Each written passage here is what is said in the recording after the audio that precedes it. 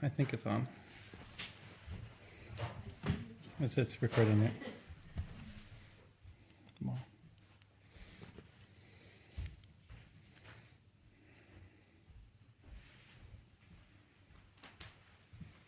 We got 3 mics. We have to. This one's also on. This one's on. The podcast one has to be on.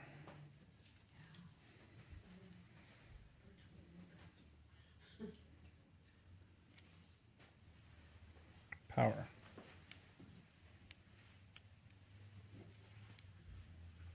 Power off.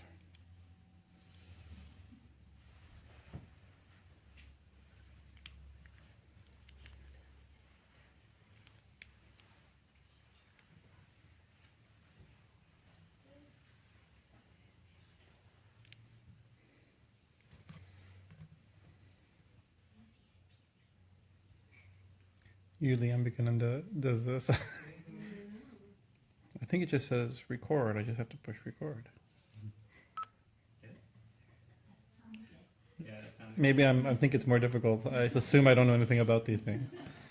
Because I don't know anything about these things. Jai Ma.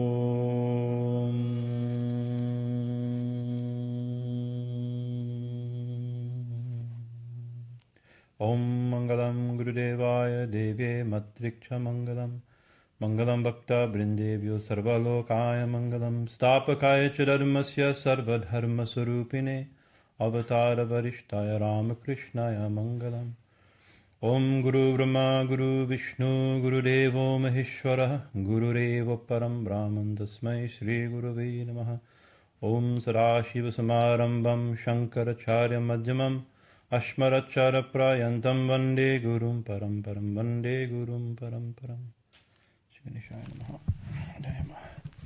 So we're continuing our readings from the Bhakti Yoga, one of the 4 yogas of Swami Vivekananda. It exists in a small book form. I was just wondering which of the complete work for those who are trying to find it. Of course, it's downloadable online. The PDFs and online versions are for free. But if you have the complete work on Vivekananda, it's in volume 3. So, and I'll be reading, if there's slight discrepancies, from the version that's edited by Swami Nikhilananda called Vivekananda, the Yogas and Other Works. And just like the title of this chapter in the original is The Method and the Means. But Swamiji retitled it How to Cultivate Bhakti. So you see there's little differences in the third. I never even noticed. I know there are some differences, but I never noticed the difference. Even the titles are sometimes different. I think the first, in regard and with regard to. So it's little changes. But, so if there's differences that people are following or reading, you know what the differences might be. Oh, I printed something in the printer. And some notes. Thank you.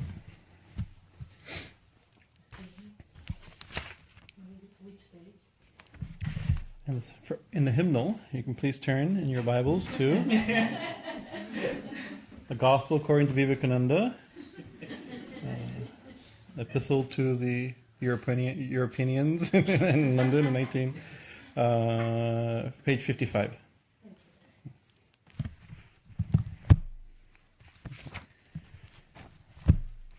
So the last chapter was on the Ishtadevata, the chosen ideal, right? The importance, in order to develop real devotion, intense devotion to Ishvara, one must have almost a single-minded devotion, a single-minded attention and focus.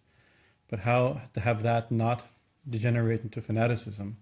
So that was the basic topic. He even starts like a real bhakta, has that intensity and is not, and sees the one that he is intensely attached and focused on in all forms and all paths and all like this. So we talked a lot about that.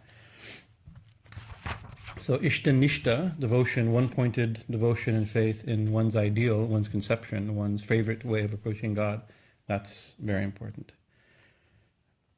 So that's a focus. Now, Swamiji continues. With regard to the method and the means of Bhakti Yoga, we read in the commentary on Bhagavan Ramanuja on the Vedanta Sutra. He's quoting from Ramanuja. The attaining of bhakti comes through discrimination, controlling the passions, practice, sacrificial works, purity, strength, and suppression of excessive joy. This is an interesting. Now excessive joy is not like ecstatic devotion, right? Swamiji will go into these as he flushes these things out, right? So this is the list of things we should. This is in the development of bhakti. Also, right, along with, or in order to develop bhakti, the qualities we should practice. Discrimination. Usually means discrimination between the real and the unreal. Ramanuja is not going to mean it quite the same way as Shankara would mean it, but it means between the essential and non-essential, right? The useful and the useless, the important and the trivial, right? The things that lead us to the goal and things that are just as real but take us away from the goal. So that type of clear discrimination. And if you discriminate between something that's useful and unuseful, or real and unreal, or good or bad, or however you want to think of it, good for you or bad for you, discrimination is not enough, and one has to then act and choose. So discrimination is also not just the intelligent decision and analysis of decision, but then also the acting upon that. So discrimination, controlling the passions, practice means sadhana, or sacrificial works, purity, strength, suppression of excessive joy. So Swamiji will unpack some of these. Viveka, or discrimination, is, according to Ramanuja, discriminating, among other things, pure food from impure. This is not just like between the real and the unreal. We think of Viveka, like Vivekananda, about how to discriminate between the real and the unreal. This is, amongst other things, discriminating what's good for you or not good for you. If this whole chapter is going to be really on purification and purity. If you need to purify, then you need to discriminate between what's pure and what's impure, right? Or what's purifying and polluting, or purifying and less purifying, or not purifying. It depends on where the thing is. So this is what Ramanuja. He's going to mostly talk about Ramanuja in this section, and he's going to quote a famous verse that Ramanuja likes to quote. You mentioned the Bhagavad Gita commentary. He quotes that verse from the Upanishad, and Shankaracharya has a different approach to it. So Swamiji present both these views. So he starts with Ramanuja. He starts with between in the process of discrimination between what's useful and not useful, purifying what's useful, what helps us purify our consciousness, and thus the devotion is food. Also, one thing about purification, it's an important point, is devotion. We've mentioned before. Devotion is not something that you have to get. Right, get devotion. We can develop it. We sometimes use that language, but only because of the nature of it's just the way we think about it. Or we develop devotion. Right, it's not devotion is already there. Devotion is the soul's natural longing for its source. It's the longing of the part for the whole. Right, it's natural. It's inherent. Right, but it's covered. Right, so we don't feel it. Right. So the way Sri Ramakrishna gives his beautiful example of that of a magnet and a needle. A needle is naturally attracted to the magnet. It doesn't have to do anything to become attracted. He doesn't develop attraction to the magnet, right? So that we use that language. We develop devotion, that develop attraction. No, attraction's already there. It's an intrinsic nature of a metal to be attracted to a magnet, right? If if it shows no sign of attraction to the magnet, what could be the reasons, right? One reason that it's not close enough. That's when close, right? So we don't think about God. The awakening of this natural attraction, we won't feel the attraction. The other thing is that it could be covered in mud, and rust, and gook, right? In which case, you put a magnet next to it, nothing seems to happen to the needle, right? So one of the things you can do is either wash the dirt off the needle, right? And then, well, wow, magic, right? The needle starts being attracted, showing signs of attraction to the magnet. Or to use the other, bring the needle close to the, see, this needle's just here. There's just no attraction at all. Bring close. You take a magnet, bring it. We've done this as kids. You go a certain point, and a certain level of connection. Immediately, the needle runs towards the magnet. So this is so purification is, and it's not because actually the soul is pure. We'll go into that, all the time pure, right?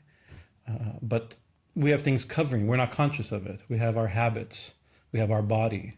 We have our the manas and the prana, and everything is and karmas and the lifetimes of selfish action and painful reactions that lead to more actions. Everything gets covered, so we can become covered and don't feel it. So the process of purification, when you make a conscious process of purification, is to uncover, remove our impurities, and then that which is natural, inherent, will then burst forth. So that's what you do. It's meant by purification. Actually, impurity means something else is there, right? Like if water is impure, it's water plus something that's not water, right? So the water actually is always pure. It's something else, you remove it. It's not the thing. We're removing things that shouldn't be there. The thing itself is pure. This is a problem sometime in kind of Western schools of religion. We think is like that the soul is not. It's intrinsically itself is impure. Sometimes we think we're sinners or something like this, right? Intrinsically, even when we're born sinners. Not even because we sinned. We're born sinners. So it's not something that we have things attached to it. It's the nature of the thing itself is bad, corrupt, right? This is not the view that's being presented. The soul's pure. Right, other things are covering it. We remove those other things, and then the purity can be experienced. That's the idea of purification. So Ramanuja discriminating amongst other things from pure food and from impure. According to him, food becomes pure for 3 reasons: from the nature of the food itself, and he gives an example, and we hear a lot in the yoga in the Hindu world, such as garlic and so forth. From its coming in from wicked or accursed persons, right, and from physical impurities such as dirt, hair, and the like. Right, so he's going to these 3 ways things be made impure. So some things, the first is from the nature of the food itself. Some food is considered itself impure, right? It's like certain things because of the effect it has, and we'll understand what purity here means. It's actually what's being developed is sattva, right? It's all based upon Samkhya ultimately, but sattva. And so certain food is not sattvic, and feeds or develops rajasic or tamasic qualities. So some food, the thing itself may be tamasic or rajasic. So that's one type of food that's a type of impurity. If by purity means sattva guna, it covers sattva guna or makes it rajasic or tamasic. The other is that what's the other one? From coming from a impure or cursed person, right? And you can see sometimes. And yogis sometimes think it's not so much what you eat, it's who cooks it. And so some people, you see, it's like, you can go to a nice, pure vegetarian restaurant, and the food's good, the food's pure like that. But he's like, the person hands it to you, like, I can't eat that. And sometimes you don't mean to be judgmental, but you see like, you don't want the vibration. It's weird to talk that way. I mean, we don't be too judgmental jerks and things like that, But when you become a little bit sensitive, when you're trying to become clean, you realize the other, not only by their habits, but by their personality, And I remember Shankaracharya, one sadhu we know, tantric sadhu we know, he said it's not even like, we're trying as yogis, or we're trying to control our anger and overcome anger. That's a good thing. We should do like that. And all of a sudden, but you sit down somewhere and you become angry because it's the person who sat there before you. So the belief is, I can't prove this, right? So it's like it's bad enough you have to come with your anger.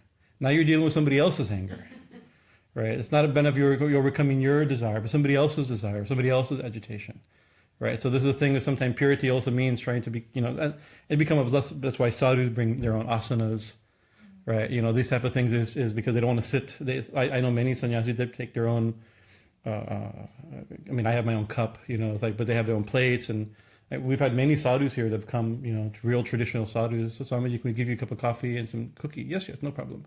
And we go get them and we bring it, and immediately their disciples run to the car and bring back a bag full of wooden bowls and plates and spoons and everything we've given, they put into this and like that. It's like, our plates, we think our plates are pure, but whatever reason, he has a different standard and a different sensitivity, or a different belief, or a different practice, or it's extremely judgmental, and we feel we should be really dissed, feel really bad about it, But there's a principle behind that. Sometimes it's just by who touches, and you can see sometimes a lot of food, food cooked by mom, right? Even if it's who knows what's in it, and we won't go into that topic, right? But the cooked by mom, that's more pure. Sometimes that's full of love. Right, that's pure, and food that may be clean and not have garlic and not do this and never, no MSG and no this and that and MGOs and whatever, not MGOs, but GMO, no MGOs also.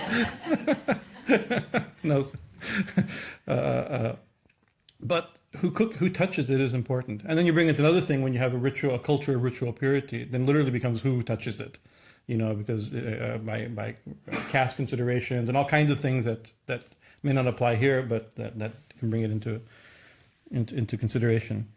And then from physical impurity, some things like it's good food, but there's something impure in it that makes it unclean, right? It's like you can see, it's like a beautiful meat. You go to Mother's, get a nice clean, you get a steamed yam or something like that. With vegan butter on it. You take a bite of it, and you pull a hair out of it. Right, it makes you want to throw up, and you want to throw. You send it back. It's unclean, right? You won't go there. Not only do you take it back, you just leave. I would just leave. I wouldn't be embarrassed. I don't want to embarrass anybody. I'd be embarrassed, and I don't want to embarrass like this, right? But that's the sign of something that's impure that's entered the food, right? So according to Ramanuja, the three ways that food can become impure, right? Either the thing itself is impure, the thing is touched or has in contact with somebody that's impure, or something that's impure, or there's something impure that's been added into it, that's in it. Right, so that's a very simple. We usually think of only the last one, as something's impure when something's in it, right? If I give you a glass of water and you see like things floating in it, oh, this is not clean, right? But if I give you a glass of water that's clean and you said no, but you touched it, Swamiji, that's a different. That may also make it unclean, So or like this. So this is his categories. It's a good way of thinking. What is, because when he says discrimination between the pure and impure, or purifying and impurifying, this is what's meant. Be careful thinking about it, right? And you don't have to think about this continuously. It becomes natural. You begin to know the categories. This isn't like this category, or you know how this affects me. And this is what the script, what the guru says. Don't do this, to do it like that. And so immediately it's a way of judging where you can automatically take mostly clean food as best you can, right? So, but why, right? So in Vedanta, everything has to have a Vedic source, a Vedic reason, right? Not even a reason. The Vedas aren't always reasons; they're simply revelations and statements, right? So there is such a statement. Swamiji quotes. He says, the Shruti says, the Vedas say, this is from the Upanishad, when the food is pure, the sattva element gets purified, and the memory becomes unwavering, right? And Ramanuja quotes this from the Chandogya Upanishad. This is from the Gita, his commentary on the Gita. And so this is, I'll get the actual verse. And Swamiji actually is very nice, because if you look up this work, many translations of this verse in the Upanishad, it's a famous verse, are not mistranslated, but they're translated not carefully. Swamiji translates it very carefully, which is correct. Right? And I'll read it. Ahara shuddho, sattva shuddhihi. Sattva shuddho dhruva smritihi. Smriti labhye sarva grantinam vipra moksha. So we can go through. Ahara shuddha, from when food is pure, or from, you could say, if you make this is set up as a casual, by this, then this, by this, then this, by this, then this, right? So ahara shuddha, when food is pure, right? Sattva shuddhi, then Swamiji says that then the sattva element gets purified, right? Sattva, Shuddhi. But sattva means pure. And so also you have to think in the body, we have the rajasic, tamasic, and everything is a mixture of the three gunas. Everybody here knows the three gunas, right? Everything has a mixture, and like nothing's pure, nothing has one guna alone, right? Like you could say, fruit is, what's fruit? That's sattvic, right? You can't get more sattvic than fruit. But fruit has the three gunas, right? What part of it? Some like the flesh would be sattvic, right? The skin would be tamasic, right? And the seeds would be rajasic, right? But the fruit itself is sattvic. But within that, you can see that you can specify what's sattvic, like this, right? So if you take the other extreme, you take meat, right? Meat is considered tamasic, right? But within meat, the flesh would be sattvic for meat, right? The bone would be tamasic for meat, right? The blood would be rajasic for meat, right? Everything's in these categories, Bathing is sattvic, right? But it's actually mentioned, that you like bathing in a pond is tamasic, means a bathtub, right? For bathing, in the sattvic thing, it's like bathing, taking a shower or something like that is rajasic, right? Bathing in a stream, a moving water is sattvic, right? So, so sleeping is what? Tamasic, right? Scriptures, when you analyze stuff, you analyze stuff. And the Sankhya people like it. It's a tradition of analyzing, so they analyze, right? So sleeping, you sleep. So sleeping's tamasic, but sleeping on your back is sattvic. Sleeping on your side is rajasic. Sleeping on your stomach is tamasic. So you can go into anything like that. So similarly, the human body may be, the body has all three things also, or the human system has all three, right? And so if that same kind of view of the fruit or the meat, right? Our skin and our bones, and like there's this tamasic and rajasic, and our mind is considered the sattvic part. It's the subtle part. Here, sattva also not mean pure, means subtle, right? If you were to list, tamas is pure, good, illuminated, gentle, subtle. These are ways you describe sattva. Tamas is thick, inert, lethargic, ignorant, dark, gross, right? So you can see that type of language, right? So here, sattva, many people say from purity of food comes purity of mind. Sattva shuddhi. The mind becomes, sattva means mind in this sense, right? And therefore, the mind becomes purified. But that's probably what it means. And in the structure of it, that you can see from purity of food comes purity of mind.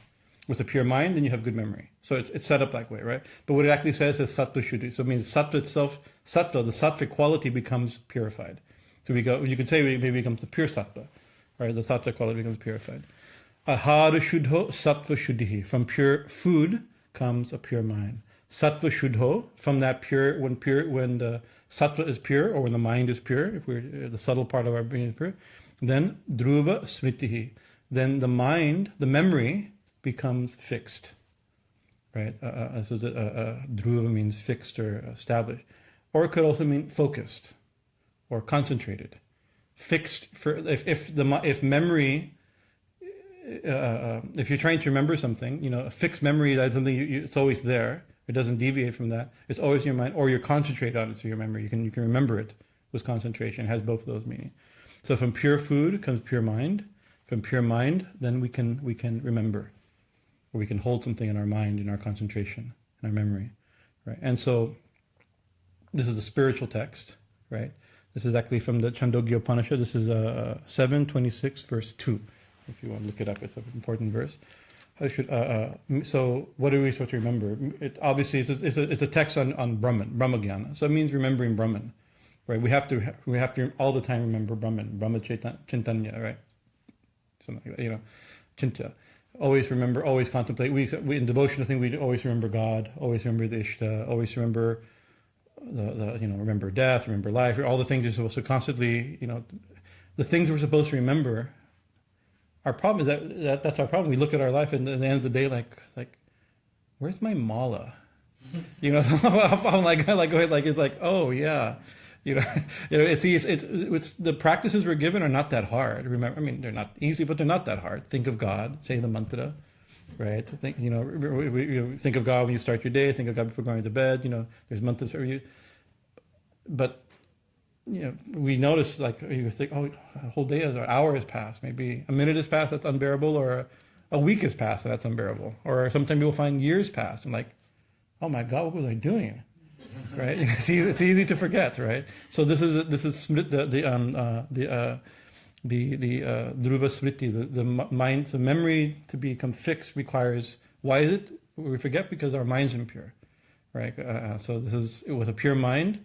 By pure food, we get a pure mind. With pure mind, we get fixed memory. We can concentrate. We can hold God. And one of the things that I don't have the verse in front of me, but it's a beautiful verse to Upanishad. It says exactly the self. We use language often because we're trying to be really philosophically careful, right? It was like, this by self, by Brahman, by like that. It's not an object. It's not a thing. It's anything we say about it. It's not that. It's not. We use that language to be careful that it's not to make it mundane and limited, right? But the Upanishads actually say the self can be known. It's not hard to know. I can't say that. It can be known. It is hard to know, right? It can be known because the self is the most subtle, right? And so the mind, our problem is our mind is not subtle. With a subtle, disciplined mind, it can be known. We can focus on it, right? In the realm of definitions, anything you say about it is not going to be the right thing, but it can be known. That's I've spent many hours on the seat telling you that the self can't be known, but it can be known, right? The thing it requires, it's subtler than we think, literally, right? We don't think subtly, right? Thinking our normal thinking process, so it has to be held to be contemplated on is not easy. So it requires a pure mind. How do we get a pure mind? Pure food, right? That is adhara shuddho sattva shuddhi. Sattva shuddho dhruva smritihi. Smriti labye sarva grantinam. What happens when the memory is fixed? Then this is a beautiful. Sarva grantinam. Vipra moksha. Moksha. So vipra here most likely means sage. So the yogi or the sage or the practitioner or the knower. What happens to him? Sarva granti. Sarva means all. Granti means knots. Right, all bondages. It means knots, but it means, you can see a knot is a bondage. You're tied down, right? A knot. Sarva granti moksha, become liberated. All the bondages you become liberated from all bondage. It's called mukti, liberation, right? So this is a very big thing. From pure food to liberation is a straight line, right? Pure food, pure mind, or pure mind, or sattva quality, pure mind, fixed memory, all bondages are free. You're freed from all bondages, right? It's pretty good, right? So we can so all we need to do is find the right dietary thing, and then we're good. It's not the way it works, And that's the thing that you can see in religion. This is the easier thing, right? Because this is a true thing. It's not incorrect. I was one time I've told this story before, but it puts my mind there also. Many years ago, I was staying in Rishikesh with Swami Bhajanananda Maharaj, and we were in near the town, and he said, "Oh, there's one yogi. He's very eccentric, and we can go visit him. He'll probably take you boating." It's like, okay, I think I remember saying Vijaya Ram or something. I forget his name. He's a little bit famous, but I forget his name. So we went. We knocked on his door. It was probably like 3:00 in the afternoon when most sadhus are still sleeping from their afternoon. And he goes, "Oh, you're a real sadhu." That means sadhus show up whenever they want. It was kind of like, thanks for waking me up. Okay, So anyways, let's go boating. And he comes and he's very interesting. He's an unstitched, only one piece of cloth, right? And the most interesting wooden shoes I've ever seen. He was very short, right? But his wooden sandals, the bases were this tall. So he was walking on the platform shoes with these like stilts, right? And he told me because he lived in Gangotri in the snow, and so it was almost like snowshoes or something like that. It could be he's not in the snow anymore. I think it's because he's. And it's also become a distinctive feature. He's like that sadhu with shoes this big, He stand up on his shoe, click, click, click, click. Very interesting, And he has huge jata, dreadlocks. Right, and he told me actually he showed me pictures. He lived just in a loincloth in Gangotri in the snow for years, 12, 13 years, right? Very tremendous story. And one time he was down and he met Anandamayi Ma, he came to go see Anandamayi Ma in Haridwar, right? And his parents had also come, right? And seeing him as a naked sadhu, covered in ash like this, and his parents are crying, of course, naturally, right? This would be the thing, and crying to another, my mom, maybe she can, and then she says, Maharaj, your austerities are finished, right? And you're making your parents cry, right? This is a great sin, it's like, and so she herself gave a cloth, right? He says, and kind of wrapped one cloth, and so since that time he wears clothes, one kind of cloth, kind of worn, kind of interesting, like a sari almost, very interesting. But anyways, it's part of the setup because of his eccentric nature. So he has this huge inflatable boat, and he carries it out, click click with his giant shoes. And Swami Bhajanananda went to go to other work, and we went out. So it's kind of a weird, I don't know this out, and he's with 2 paddles floating in the middle of the Ganga. It's very nice, And so he's asking about the temple like that, and then he asked about my diet and a few things like this. And I guess I gave the right answer. And he says, but the point is, this is sometimes the setup is just for the one thing. Right, he says, the mind is made of only 2 things. This is like the puncher. The mind is made of the food you eat and the company you keep.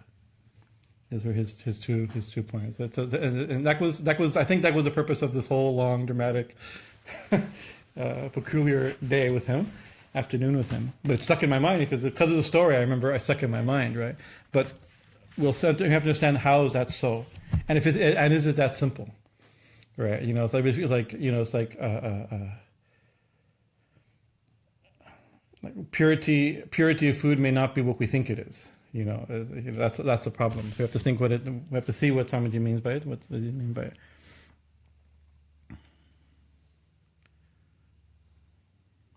The question of food has always been one of the most vital questions with the bhaktas. Apart from the extravagances into which some of the bhakti sects have run, there is a great truth underlying this question of food. The thing is, some of the bhakti traditions, they become fanatical on food, right? Because now your devotion is based upon your food. Swamiji defines that as kitchen religion, right? It's like, and of course, religion's in the kitchen. It's also part of from food. From purity of food comes purity of mind. Purity of mind comes liberation. So it seems to be important, right? Right, but you can see because it's a true thing, right? What we want to do is purify the mind, and if only it says it's how easy you purify the food, you purify the mind. But Swamiji, I think even in this section, he may even says there's some horrible people who have very pure external diets, right? So it cannot. And if it's true that people have really pure diets and are still horrible people, right? That means the Vedas are wrong. Right, and you can all. I'm very proud to tell you, you can all go home, have fun tonight. You can go to church tomorrow morning.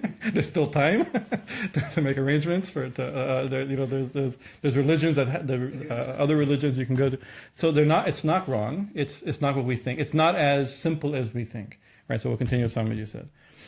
We must remember that according to the Sankhya philosophy, Sattva, Rajas, and Tamas, which in the state of equilibrium form the undifferentiated prakriti, and in the disturbed condition form the visible universe, are both the substance and the qualities of prakriti.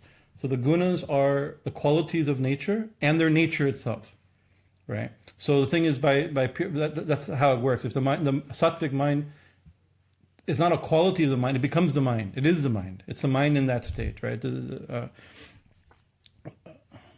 The materials which we receive through food into our body structure, go a great way to determine our mental conditioning. Therefore, the food we eat has to be particularly taken care of.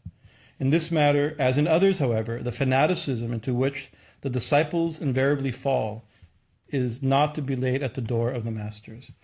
So like all of a sudden it's like anyways. So many examples. You have whatever you can fill in the blank. Onion, garlic, or dairy, or this, or meat, or mushrooms, or king, or whatever the thing is. Alcohol. You put something, whatever the tradition is. There's reasons for those restrictions, but pretty soon it becomes, the standard of who's a devotee, right? Because pure food is supposed to lead to devotion. Therefore, a devotee must have pure food. And if the food is impure, he's not a real devotee. It's so-called devotees.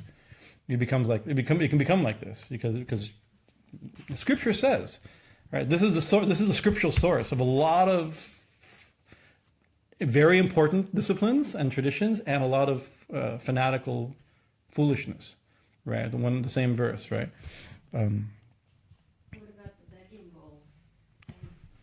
Some is about the begging bowl, and when you have to receive what you're. So that could be, I'm glad you brought that up, because it's a sub point that I want to bring up, and I probably would have forgotten, because Samadhi mentioned that's based on Shankaracharya's interpretation of this verse, not Ramanujacharya's interpretation of this verse. We'll get there, right, in a second. But I'm glad, because that's a very important point. And this discrimination of food is, after all, of secondary importance. The very same passage quoted above is explained by Shankara in his Bhasya, his commentary, on the Upanishad in a different way, by giving an entirely different meaning to the word ahara, generally translated as food. According to him, that which is gathered is ahara. Right? So anything taken, anything gathered is ahara. This word ahara doesn't necessarily mean food. If we're looking for like, what's a verse in the Upanishad and the Vedas that justifies my food fetishism, right? Ahara, food, right? That's fine. It may mean that, but if it means that which is taken in, that which is what you take in, right? So Swamiji he's going to explain Shankaracharya's position, and we've just read Ramanuja's position. It's from food, from sattvic food. Pure food becomes a sattvic mind, good memory. All bondages are removed and contains liberation. The sage becomes a liberation. Shankaracharya will read in the next sentence, right? I'm going to insert another in-between thing that takes both into account, right? Which is kind of a very yogic interpretation also. It's not just everything. So what is everything taken in? It's not just what we eat. It's what we see, what we hear, right? What we touch. Through all the senses, we're taking in so much, right? Out of, it's like, even if you overeat and snack like I do, right? The amount of all the things that we take in, physical food is actually the least prominent. We see much more than we eat. We hear much more than we eat. We touch much more than we eat. We smell much more than we eat, right? So that has to be considered. So one example I use, let's say, like, I've been a vegetarian for, 16, I don't know how old I am now. Long, I don't want to say. A long time, which is good. I'm happy to say I've been a vegetarian for a very long time, right? And so today, I went to get some food from my aunt and like that, and I had to, what if they got the order wrong? Right, and they weren't careful. I went to the wrong restaurant. All of a sudden, there was something non-vegetarian in that food. Most likely, I wouldn't be here. I'd be in the bathroom. I'd be sick. I'm not accustomed to it. My body would reject it. Right, but tomorrow I'd be fine. Right, the effect would last a little bit. The body would gets rid of what you think is impure. Naturally, that's a natural system. Right, but things that I've heard. If you told me actually, Atmaram, I'll tell you a secret about Atmaram, how horrible he actually is, right? For 30 years, I'll remember what you said about him. Now I know. Right? Or somebody says something bad about me, I'll hold it against him for my whole life. So you can, that taken in, the effect is much greater. It's more subtle. Food's not that subtle, right? Food is the grosser thing we take in. Right, you take it in, a few nutrients and things get taken in, the rest gets expelled out. Has almost, if you think about it, that's what it's supposed to do, right? But there's subtler and subtler ideas, right? Images on TV, images on the computer, right? Those images can stay in your mind, and they color the mind for a long period, maybe for life, right? So from purity of food doesn't just mean just reading labels.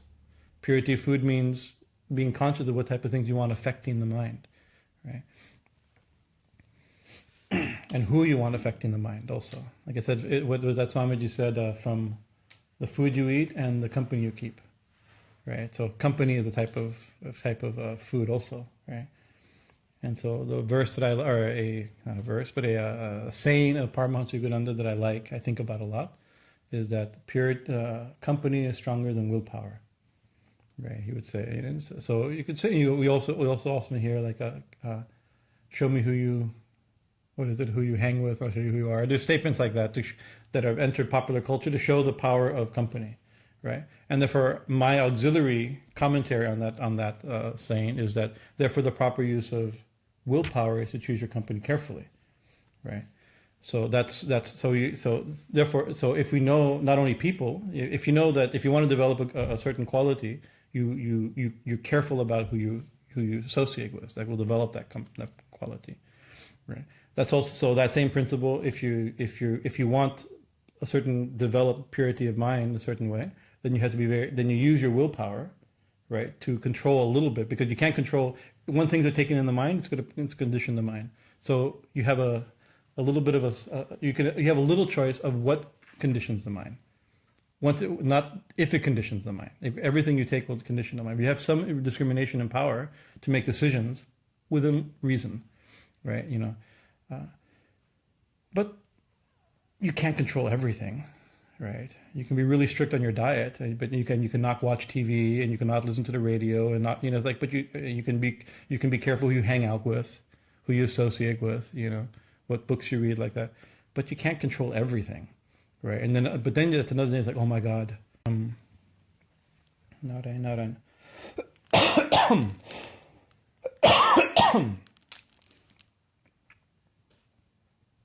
What was I saying? I lost my train of thought. You can't control everything. Yeah, you can't control everything. So, and then all of a sudden you get scared. Yes, proof, right? And then you get scared, right? So this is not. That's actually not what I think. This is when I first read this many years ago. I've thought about this chapter many times, right? I've read it many and thought of. This has been one of my, I can't say favorite, but one that has got me thinking much over the years. Right, but the way I read it, the way I remembered it, is not Swamiji's point or Shankaracharya's point. Right, it's my point, which is about it's another important part about everything is food, and therefore we have to be careful on how everything affects us. Shankaracharya gives a more refined definition, philosophical, refined definition of this. According to him, that which is gathered in is ahara.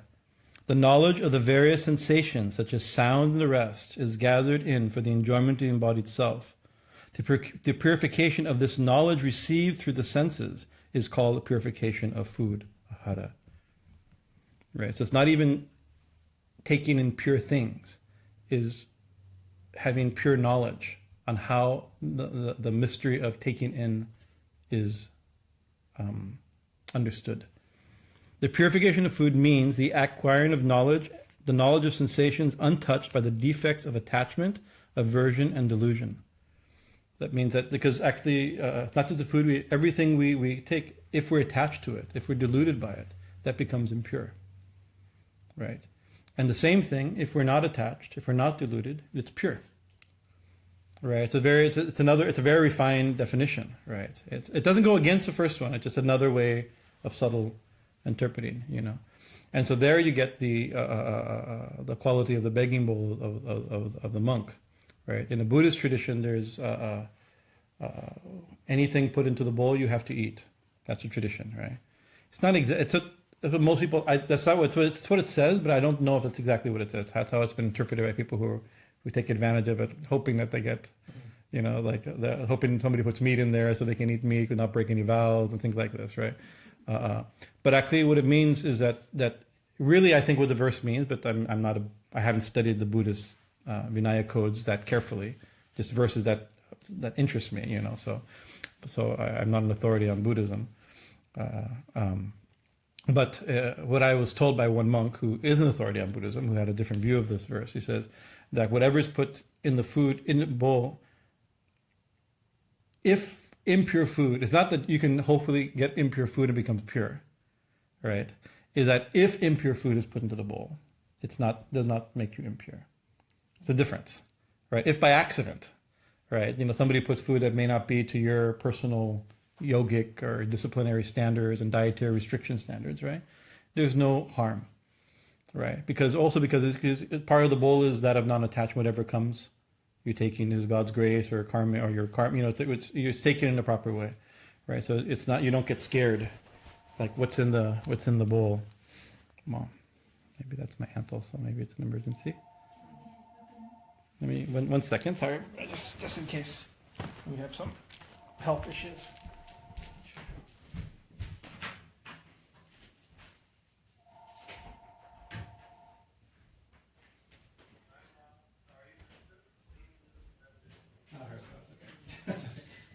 If she calls both, then I guess sometimes it's important, so she gets... No, sorry. Govinda. So that's a very different definition, you know, is that what's pure is that if it's attachment, it makes something impure, right? But the first definition is also not wrong, because the raw ingredients can also be not easy, you know, but we never get subtler and subtler and subtler, because you can be really attached to really subtle, to really pure food. Right, and in the beginning that might be good. Maybe it's good, but you can see that can also be attachment. It's not the food that keeps us in delusion. It's attachment, at least, it keeps us in the world of birth and death and Mahamaya. Right. So this is it gets much more subtle interpretation of this. Therefore, such knowledge of a hada being purified, the sattva material of the possessor, the internal organ. This is the antarkarana, which is the mind, intellect, and ego, will become purified, and sattva being purified, an unbroken memory of the infinite one, who has been known in his real nature from the scriptures, will result. So it's like when the mind is, when the sattva quality of the mind is purified by proper knowledge, proper understanding, free from delusion and attachment and aversion, right? Then memory of the knowledge of the one is held, right? That's proper memory. In which case, then liberation can be resulted. These two explanations are apparently conflicting, yet both are true and necessary. The manipulating and controlling of what may be called the finer body, that is to say, the mind, are no doubt higher functions than the controlling of the grosser body of flesh. But the controlling of the grosser is absolutely necessary to enable one to arrive at the control of the finer.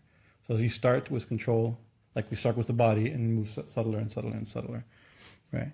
The beginner therefore must pay particular attention to all such dietetic rules as come down from the line of accredited teachers. This is according to Sampradaya, right?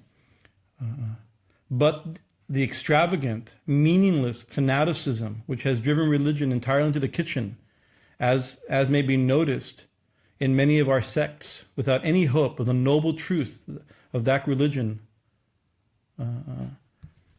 hope that the noble truth of that religion will ever come into the sunlight of spirituality, is a particular sort of pure and simple materialism.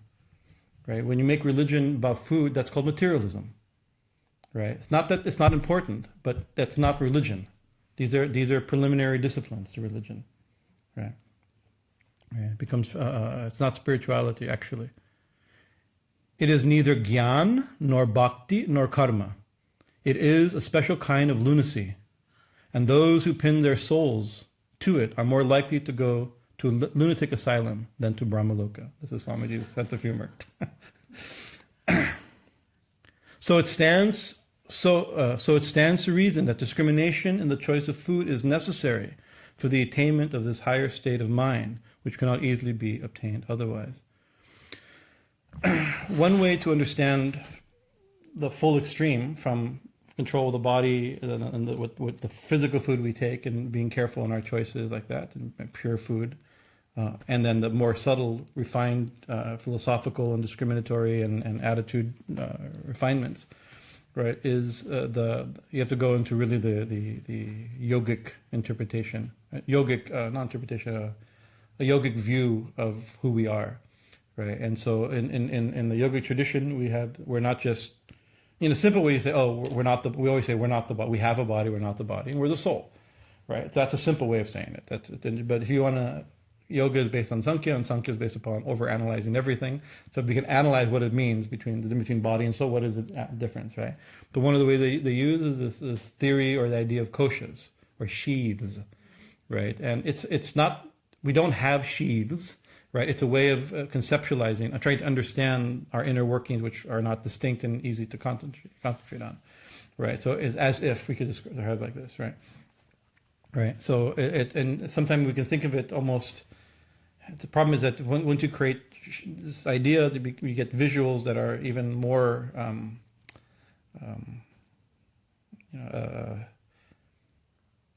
they're helpful, but they're less and less and less accurate. The more you get more, so we can think of it like an onion, right? Right. You have something. Let's say here we are, the soul, the glorious soul, a little spark, and around that there is a sheath called the Nandamaya Kosha. Right, and around that there's a sheath called the Pranamaya Kosha, and around that there's a sheath called the Manomaya Kosha. Around that there's the Vijnanamaya Kosha. Around that there's the no, I gotta get them all mixed up. But anyways, I got it backwards. But anyways, you know what I'm talking about, right? So that's when and so what does that mean? It's around the soul, the Nandamaya Kosha. I'm reading in the wrong direction as well. The problem. Around that is called the Vijnanamaya Kosha, which is, you could say, wisdom. It's one way to wisdom sheath, right? Anandamaya Kosha is bliss, the bliss body or the bliss sheath. Around that is the wisdom or knowledge sheath. Around that is the Manomaya Kosha, which is the mental sheath. Around that is Pranamaya Kosha, the vital sheaths that are prana and attached to the breath, like that. And around that, the final covering is Annamaya Kosha, means the food sheath. We call it so that because it's made of rice, it's made of food. Grain, right? This is this body, right? So that's one way to think of it as within the physical body, but it's not within. It's just there's different levels of density and just ways of analyzing it, right? It's problematic but useful if we understand its limitations. We're not describing actual onion peels. If we peel back the body, we find the prana. We peel back the prana. It doesn't work that way, right? It's ways of describing things.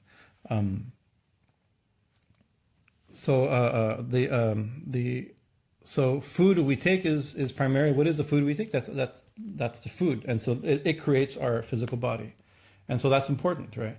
But yogis are, when it comes to careful analysis of food, physical food or otherwise, we have to think everything we eat also has 5 bodies, right? This is the thing we talked about in our UCI class. We had a whole class on when we went like that. That also has a 5 bodies. Just like I have my body, my physical body. Within that, I have my pranic body, my mental body, my wisdom body, and my spiritual body. I mean, if you were to give those equivalencies, right? But everything we eat also has these 5 bodies, right?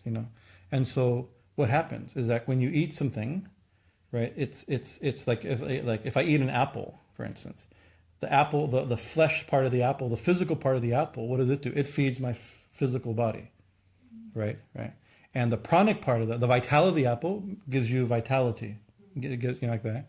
Its mental body feeds your mental body, has an effect on your mental body, So that's the way you can think of it, like this, right? So similarly, anything you do. I cannot quote a study, right? It may be a little bit of a story of a story of a story, but if true, I hope it's true because it illustrates a very nice point. But I cannot quote, and it's as a scientific thing. But what I heard from somebody, so the authoritative source in which it comes from, what I heard from somebody, and I remember something I heard from somebody that illustrates the point I want to make. So it's authoritative. This is absolute truth for sure. Is that they taught worms how to walk a maze, right? So I've heard, right, and probably by giving electric shock or something like that, they created. And so pretty soon you put a worm in one and it walks the maze. You put a worm, eventually it walks the maze, right? Then, as per the story, they mush up the worms and feed it to other worms, and those worms, lo and behold, they can walk the maze. Right. I can't say wow because it doesn't mean it's true, but it may be true. Yeah. If it's true, also if it's not true, it's a nice example. In the such and such Purana, it says, so I can do that. So the authoritative, some remembered thing, right? It's smriti, not shruti. So like the authority of this example. But so that's a very simple thing, right? But that means that the things we're eating have an effect on the mind. Right, and therefore, not universally followed in all religions, but a lot of yogis are really careful of what they eat, because they don't want what you eat not only affects your physical body, but it's going to affect your mental body. So they choose things that don't have much mental body, right? Because, so the lower on, I can't say the evolution, it's not evolution, on a different part of the map, right? We have things that have a lot of if you take fruit, for instance, right? It has a very good physical annamaya kosha and tons of prana. It's mostly prana, right? And therefore, people on a fruit diet, what do they get? They get really light, and you have the equivalent feeling. So it has almost no mind, right? I mean, maybe it does, but from our perspective, maybe the apples in the other room these apples are going to be pissed off at me for being so culturally insensitive to them. Please forgive me, but but as far as we know, there doesn't seem to be, from our perspective, much mind, right? And therefore, the effect on our minds could be minimal, right? Where if I eat I can't say higher, but a form that has a more developed nervous system and therefore a mental body, right? Maybe this is a belief. I can't prove it, but this is the belief of yogis that it will affect my mental body, and so it becomes a little bit like sympathetic magic. We were talking about sympathetic magic system, where it because a cow is gentle, right? Or therefore, if I do something like a cow or take it, then I become gentle. Or this is violent, therefore I eat violent animals, then I become violent. There may be something to it, but I don't think we could demonstrate that clinically, But this is the kind of general belief. Like my Guruji always says, you want to develop the quality of something, eat what they eat, right? That you see, but that's look at an elephant is intelligent and it's strong and it's gentle, and they're eating grass and leaves, right? If you want to be ferocious and violent, then eat food like a tiger. Right, it's perhaps a little bit simplistic, right? But this is the basic. This is a natural in choosing. This is how a lot of food choices have been made, right? Trying to eat food that you want a similar quality, because they're developing that quality from the food they eat, as well as their obviously biology and genetics and all that stuff may have something to do with it, right? So in that case, that's one way to understand how subtle eating's choosing food carefully. And to have the best effect or the least effect, not even on your consciousness, right? And then there's another thing, one example, one yogi told me that if you take a glass of water, right, and you go on top of it, immediately there's a ripple, right? It immediately happens, right? If you take a glass of honey, right, nothing happens. Same air, same power, but almost no effect, no noticeable effect, right? So this is the thing that when the mind, if we're taking things that make the mind thick, right, we're taking something else's consciousness, something else's mental body, perhaps, and making the mind. We chant mantra, we do sadhana, right, and maybe it's like blowing on honey. Honey's wonderful, right, but it's not responsive, and therefore there's one possibility. Some yogis have used this example, have said like this, that by having a very sattvic diet, the mind is very responsive to sadhana, right? And so a non-sattvic diet, the effect, this is independent of morality, this is independent of politics, this is independent of really, this is on the effect of how it's going to affect the mind. We're talking kind of analytically, religiously analytically, right? So therefore, you eat in a way that where you do japa, you do meditation, and immediately reaction comes, or you think of the image and dhruva smriti, and you can hold the image, you can hold the idea, because the minds become pure sattvic, therefore you can hold the idea. And so I've seen, and maybe this is my experience, but not prove. This is my observation and judgment, that I've seen people who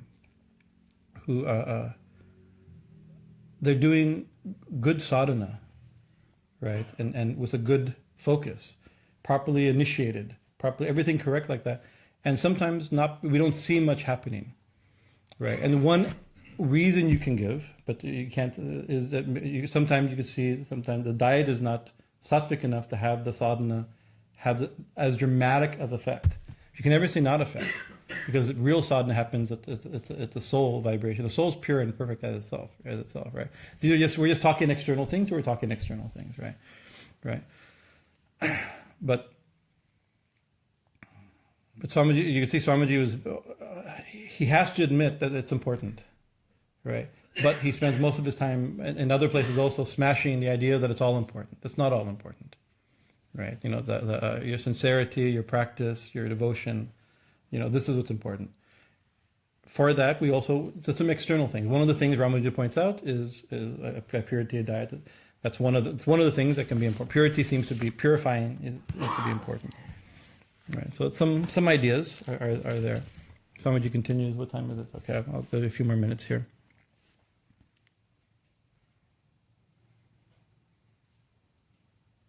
Controlling the passions is the next thing to be attended to. To restrain the indriyas or organs from going towards the objects of the senses, to control them and bring them under the guidance of the will, is a very essential virtue in religious culture.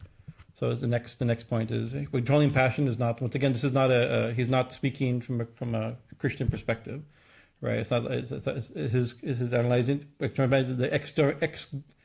the outward going nature of the mind, the externally grabbing nature of the mind is called passion in this sense, right? So to restrain the senses or the outgoing, what's that called in yoga? Anybody know? From you, Patanjali? Now that's the goal of complete cessation. To get there is pratyahara, right? The control and withdrawal of the senses, of the mind attached to the outgoing senses, right? This is actually very hard. It's easier. That's the thing, is why religion focuses so much on food, right? Because that's easy, right? To make a rule and choose diet and that's not that easy. We struggle our whole life with this type of thing, right?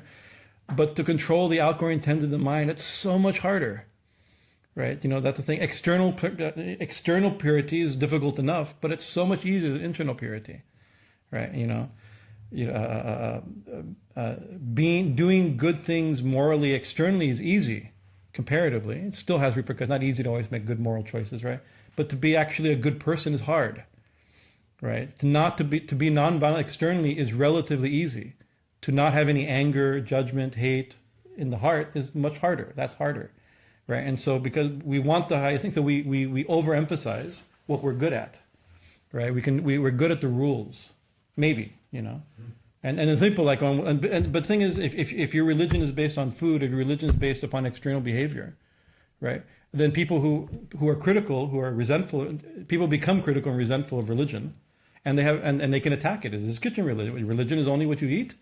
Isn't it the higher thing? You can be dismissed also. So you can see you have to understand everything. You have to understand the real principle, and then the things that help lead. These things are very helpful.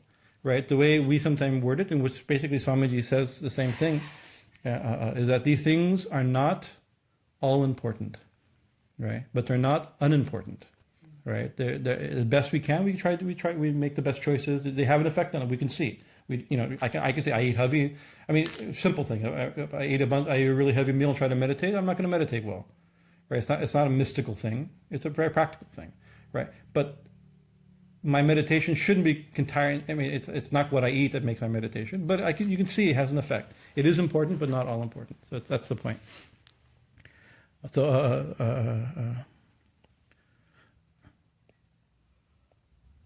then comes the practice of self-restraint and self-denial. The immense possibility of divine realization in the soul cannot be actualized without struggle and without such practices on the part of the aspiring devotee. The mind must always think of the Lord. This is the instruction in quotes. It is very hard at first to compel the mind to think of the Lord always. But with every new effort, the power to do so grows stronger in us. Right? So if we're told, meditate on God, think of God, it's not easy. Right? But it's not impossible. Swamiji is going to quote Krishna in the Gita. Arjuna says, it's impossible. That's his thing. Krishna tells Arjuna, I may be skipping from chapter to chapter, but the best is meditate on me, right? Think of me all the time, right? Control the mind and think of me.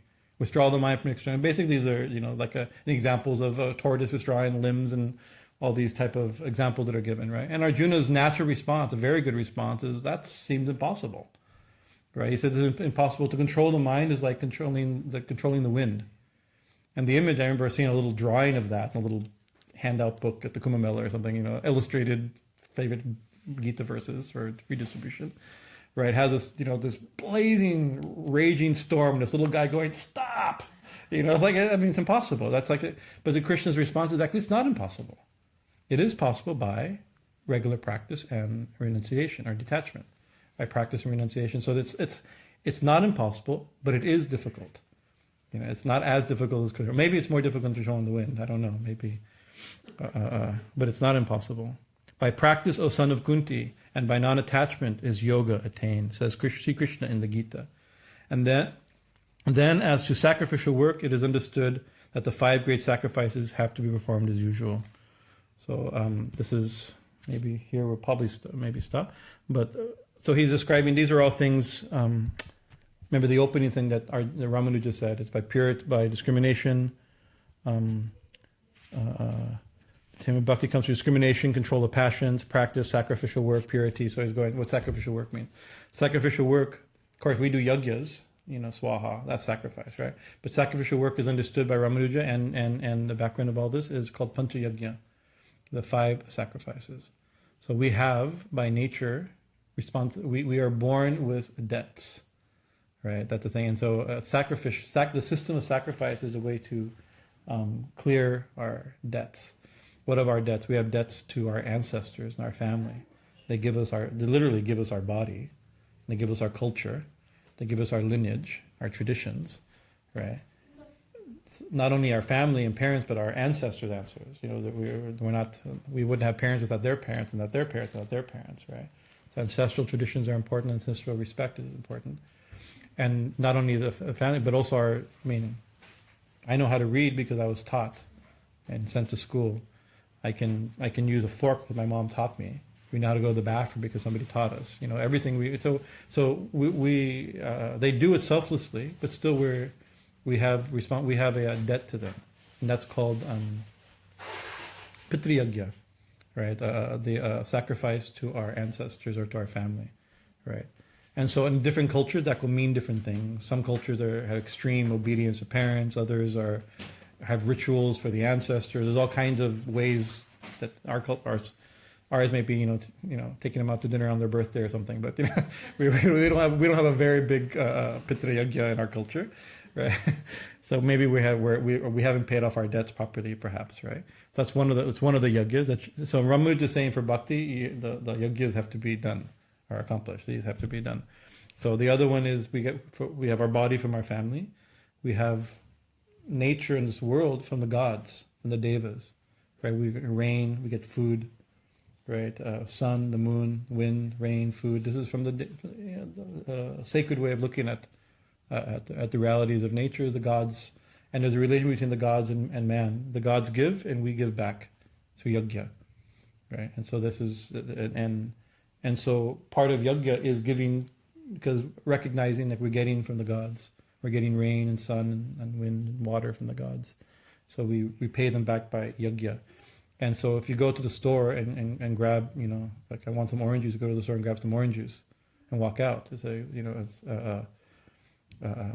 you can't just walk out. If you just walk out without paying for the orange juice, you're stealing, right? Because somebody, whatever, it's like maybe the guy at the counter, but people raise the trees, they had the machinery, they squeezed the thing, they shipped it. It's like there's a whole system. Perhaps it's not. Maybe it's not an equitable system. Maybe they're overcharging, right? But still, you have to pay something, right? That's the thing. So similarly, for this use of this world, we're responsible. Krishna says in the Gita that between the gods and humans, mutually satisfying each other, right? Through the cycle, the circle of yajna. Let this be your cow of plenty. Krishna says in the 3rd chapter of the Gita.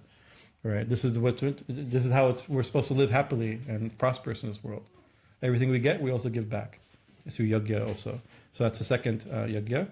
Third, nada yajna. This is to other humans. Right. We've said this it's like of course one thing, like we have a beautiful temple because the devotees have helped pay for it, or something like that. But also like we're getting electricity because somebody built. There's an electric plant someplace, right? So we're so dependent on other humans, not just an obvious way. Like right now, if they stopped purifying our water, right? In a few days, all of us would be sick, right? In a few weeks, half of us would have died. We don't have pure water to drink. It's like we forget like this. So it's required. So we're dependent on other humans. And therefore, Nara Yoga is of helping other humans. Not only properly paying for goods and services, that's one level of it, but also, I mean, we're getting more than we pay for sure. And therefore, we've been given much mercy, right? Therefore, we should also be merciful and and give in charity like that. Then there's, I think it's called Bhuta Yagya, perhaps. I may be forgetting, it's bad, because I wasn't prepared for this section. And that is from other animals, right? You know, as they say, if the bees die, a lot of what we know changes, right? If ants die, we all die. Humans cannot survive in the world without ants, you know. So we're very dependent on so many other species, you know, not only at a very deep ecology level, you know. And therefore, you see in India, you have many people. I don't do it because I'm not habituated, but I've seen many sadhus, and not only sadhus, a lot of old traditional families. When they get a plate of food, the first thing they do, they take some. You've probably seen. You take a little bowl of rice and you make a little ball of it, and they put it aside. And later, after their meal, they take that and they take it outside. They put it and they give it to some ants or some birds. Right, a little bit of their food, literally from their plate, gets taken and given to other animals. Right, so that's a beautiful thing. And then people, they have goshalas, and there's all kinds of things to take care of sick animals. And there's different types of charities that can be done, or little old ladies who are giving. I've seen in Allahabad like that. They're feeding sugar candy to near anthills. Right, it's very beautiful. Right, you can see. I mean, religion shouldn't degenerate into feeding. Let the people starve, but the ants are going to be well fed. That's the problem. Balance has to be there. Anything can become silly, right, or sinful or evil within a few steps. But this is the idea behind like that. And then there's Rishi Yagya, that because we're getting this knowledge from the rishis, ancient rishis, and so our yagya to them is to study the scriptures, study the sacred knowledge that they've given us, right. And to practice scriptures, and also to share the scriptures. So So you'll see in any auspicious thing, people are handing out little gitas to people. You probably you go to a religious occasion. Somebody dies at a funeral, something like that, and they give everybody who goes gets a gita, or a little pocket Hanuman Chalisa.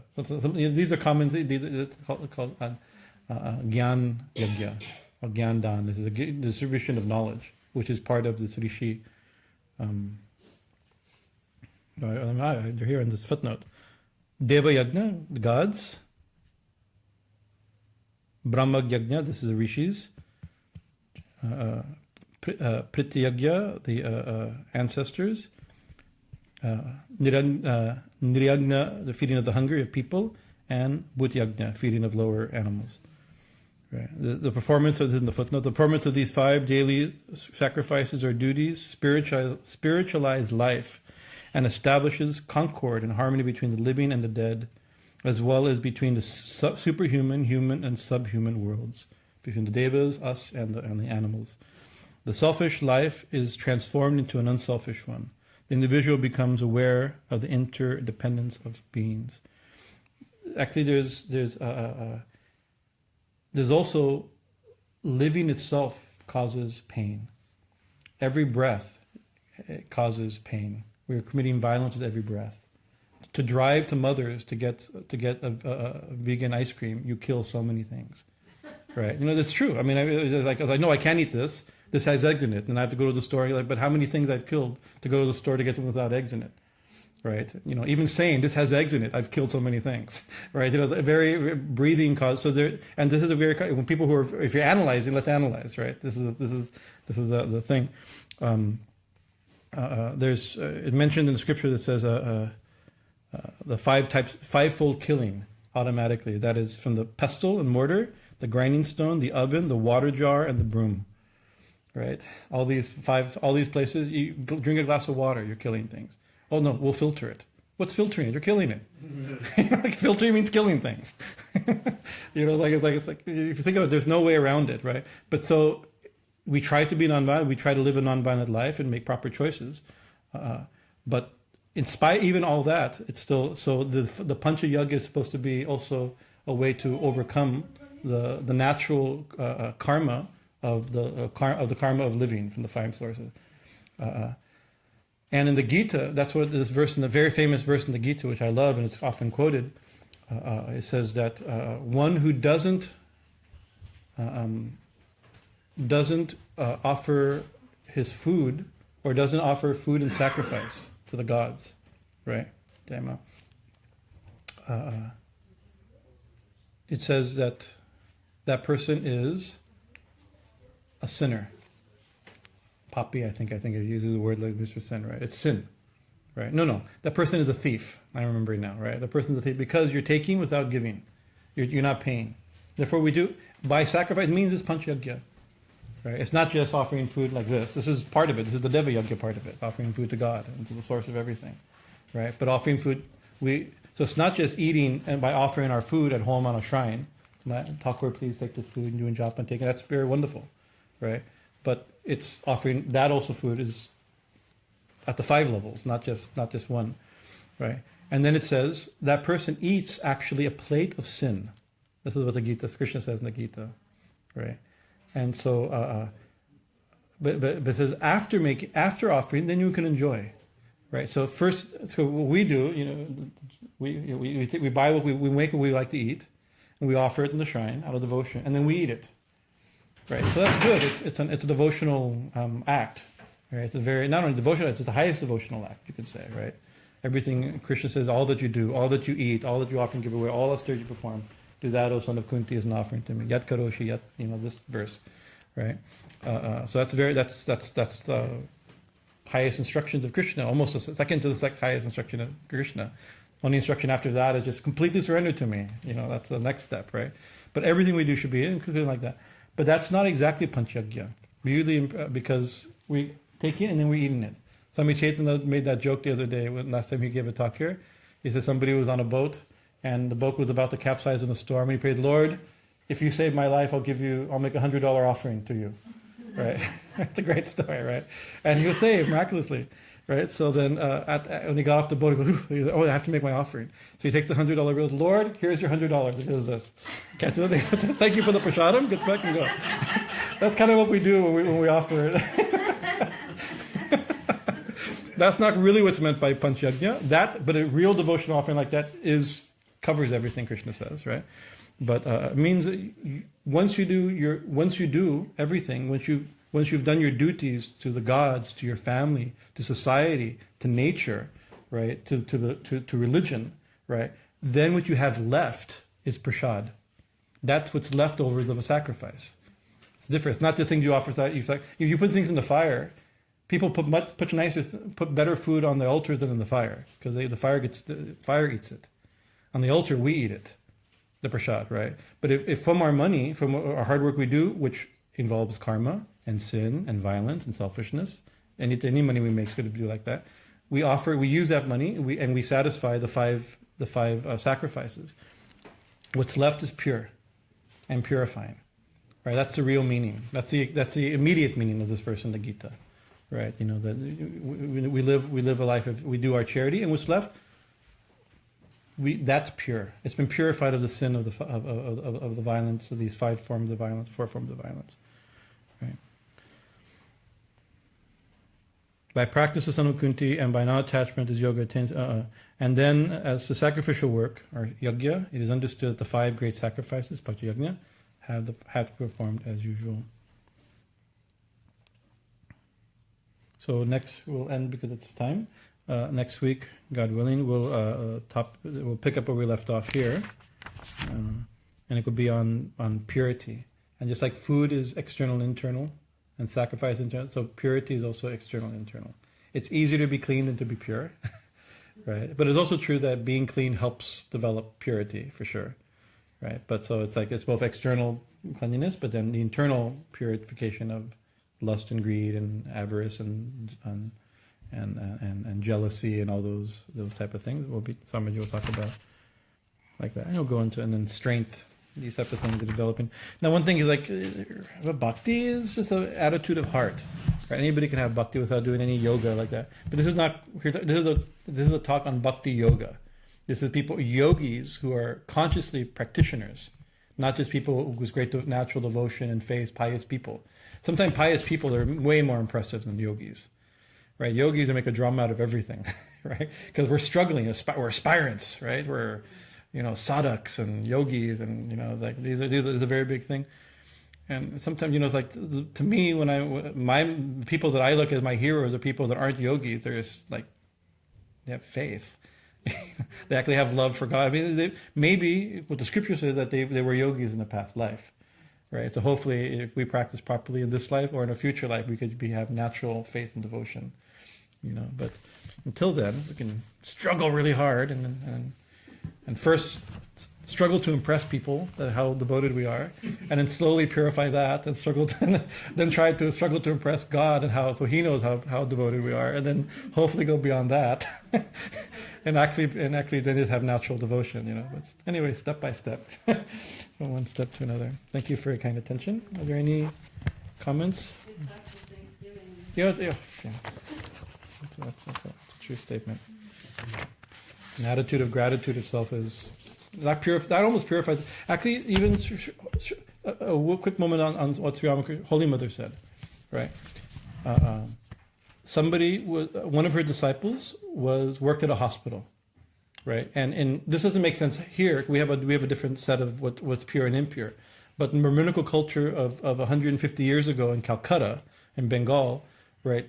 Hospital maybe, thank God for hospitals, right? But they're impure places because they have body fluids, right? These blood, body fluids. So these are ritually very impure. When you go to and has death, birth, death, and body fluids. These are the three ritually impurifying things in Vedic culture, right? In our Orthodox Brahminical culture, right?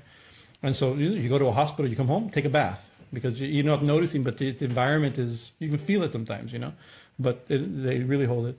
And so yogis and strict devotees or Brahmins would never eat at a hospital, right? Because food, not only, it's like, but the person told Holy Mother, I have something to admit. Can I tell you what my problem is? He says, I work at a hospital, right? And sometimes I need to eat there. Not only that, I actually do eat there. I eat my food there, right? It's not even like what he's eating, because Holy Mother in Bengal is a different standard of what's pure food or not. What's acceptable food compared to other parts of India, right? It's not like vegetarian, obviously. It's where he's eating, right?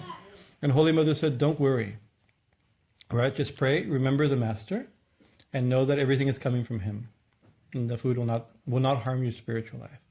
So that's gratitude itself is very purifying. That purifies everything. A proper attitude towards food. We go like what Shankaracharya says, that your attitude, if you understand everything, in the Mahanirvana Tantra, right? Shiva says to Mother Durga, Mother Parvati, right? He quotes the Bhagavad Gita. There's a verse in the Bhagavad Gita. We know it. Brahmarpanam Brahmahavir Brahmagno Brahmanahutam Brahmaeva Tena Gante Brahmakarma Samarina. Right? And it says Brahman is Brahma Karma, Brahmar Arpanam Brahmahavir. Brahman is the offering. Brahman is a ritual of offering. It's using the example of the fire sacrifice, right? Brahman is the ghee. It's the act of giving. It's the whole thing. One who sees all Brahman, Brahma Karma. One who sees and all, then Brahma Karma Samadhi. Then that person is in Samadhi. Samadhi is seeing Brahman in all actions, right? And so we take it. Why do we take it? It's become a food prayer by many people in the Vedantic tradition. We will do it to purify their food, right? Because what it's doing, because they're thinking they're going to eat it. So Brahman is the food, whatever the food is, right? Pure, impure, like it's the attitude with food. Putting it in the mouth. Eating is sacred. The food is sacred. Eating is sacred, right? It's like everything about it is sacred. If we think about it properly, then we can see it. Then that won't. So Shiva quotes this verse and says, one who chants this verse at the beginning before eating, this he says, and we have our view of what's pure and impure by our standards and our tradition and our temperament, right, and culture. But in Vedic times, or the time when, or in the world where that verse would have been composed, the most impure thing imaginable is like dog meat, right? Like you can't imagine, it's like the lowest animal by that standard, not by our standards. Our dogs are better. They have better culture than we do usually in our culture, right? But by that standard, right? Or he says even food that comes from the meat that comes from the mouth of a dog.